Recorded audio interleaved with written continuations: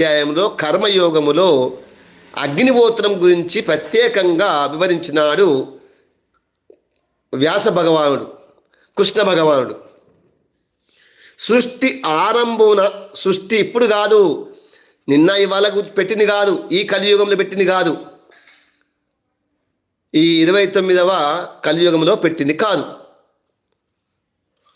ఏమంటుండు? సృష్టి ఆరంభమున పరమాత్మ, ఆ సర్వేశ్వరుడు యజ్ఞముతో పాటు ప్రజలను సృష్టించి ఈ యజ్ఞము ద్వారా మీరు అభివృద్ధి పొందుడు.